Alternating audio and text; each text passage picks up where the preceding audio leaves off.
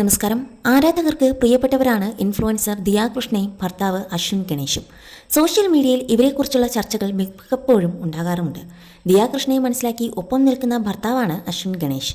സൗഹൃദത്തിൽ തുടങ്ങിയ ഇവരുടെ അടുപ്പം പിന്നീട് പ്രണയത്തിലേക്കെത്തി. സുഹൃത്തായിരുന്നപ്പോൾ അശ്വിൻ തൻ്റെ ജീവിത പങ്കാളിയാകുമെന്ന് ദിയ ചിന്തിച്ചിരുന്നതേയില്ല. കാരണം അന്ന് ദിയ മറ്റൊരു പ്രണയബന്ധത്തിലായിരുന്നു. അന്ന് പ്രണയിച്ചാളും അശ്വിൻ്റെ സുഹൃത്തായിരുന്നു.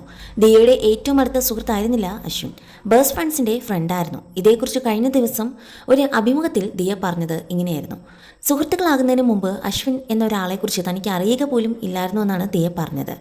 ആദ്യമായി ദിയയെ കണ്ടപ്പോൾ ദിയ ധരിച്ചത് മഞ്ഞ നിറമുള്ള ഒരു സാരിയാണെന്നാണ് അശ്വിൻ പറഞ്ഞത്. അത് ഓർക്കാനുള്ള കാരണവും അശ്വിൻ പറയുന്നുണ്ട്. മഞ്ഞ സാരി ധരിച്ച് ആ പെൺകുട്ടി എന്നെ അറിയുക പോലും ഇല്ലായിരുന്നു എന്ന് അശ്വിൻ പറയുന്നു.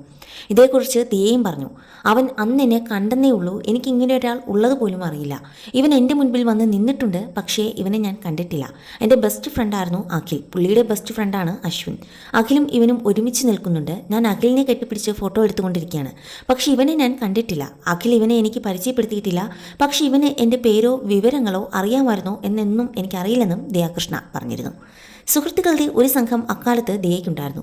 എന്നാൽ ഇവരെയൊന്നും ഇന്ന് ദിയയുടെ വ്ളോഗുകളിൽ കാണാറില്ല. തനിക്ക് ഒരുപാട് സുഹൃത്തുക്കൾ ഉണ്ടായിരുന്നുവെങ്കിലും പിന്നീട് ചില തിരിച്ചറിവുകൾ തനിക്ക് വന്നു എന്നാണ് ഇതേക്കുറിച്ച് ദിയ പറഞ്ഞത്. അശ്വിനും അധികം സുഹൃത്തുക്കൾ ഇല്ല എന്ന് ദിയ പറഞ്ഞിട്ടുണ്ട്. മുമ്പ് ഞാൻ കണ്ണടച്ച് വിശ്വസിക്കുമായിരുന്നു, സ്നേഹിക്കുന്നവരെ മാത്രമല്ല അവരുടെ കൂടെ നിൽക്കുന്നവരെയും. ഇത്തിരി സ്നേഹത്തോടെ എന്നോടൊരാൾ സംസാരിച്ചാൽ അവൻ നല്ലവനാണെന്ന് ഞാൻ പറയും. കൂടെ നിൽക്കുന്നവരായിരുന്നു എനിക്കിട്ട് പണിഞ്ഞുകൊണ്ടേ ഇരുന്നതെന്ന് 2 വർഷം മുന്നെയാണ് ഞാൻ അറിഞ്ഞതെന്നും ദിയ ഒരിക്കൽ പറഞ്ഞു. അശ്വിന് സുഹൃത്തുക്കളുണ്ട്, പക്ഷേ ഒരു ബൗണ്ടറിക്കപ്പുറം ഇവൻ ആരെയും എൻ്റർടൈൻ ചെയ്യിക്കാറില്ല. അത് ഞാൻ അശ്വിനിൽ നിന്നാണ് പഠിച്ചത്. ഫ്രണ്ട്സിനോട് നമുക്ക് സംസാരിക്കാം, എല്ലാ ദിവസവും അവന്മാരോടൊപ്പം ചായ കുടിക്കാൻ പോകുകയും കഴിച്ചോ കുളിച്ചോ എന്ന് ചോദിക്കേണ്ട കാര്യമില്ല. ഒരാവശ്യം വന്നാൽ ഇവർ ഇല്ല, എന്നാൽ കുറ്റം പറയാൻ മുന്നിലുണ്ട്. അത് ഞാൻ പഠിച്ചത് അശ്വിനിൽ നിന്നാണെന്നും ദിയ പറഞ്ഞിട്ടുണ്ട്. മുൻ പ്രണയബന്ധം ബ്രേക്കപ്പായ ശേഷം ദിയയ്ക്ക് ആശ്വാസമായത് അശ്വിനുമായുള്ള സൗഹൃദമായിരുന്നു. ഈ സൗഹൃദം പിന്നീട് പ്രണയത്തിലെത്തി. അമ്മയായതിൻ്റെ സന്തോഷത്തിലാണ് ഇപ്പോൾ ദിയ. നിയോം എന്നാണ് ദിയയുടെയും അശ്വിൻ്റെയും കുഞ്ഞിൻ്റെ പേര്.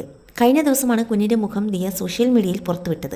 ദിയയുടെ വ്ളോഗുകളിൽ ഇപ്പോൾ ഓമിയുടെ സാന്നിധ്യം നിറഞ്ഞു നിൽക്കുന്നുണ്ട്.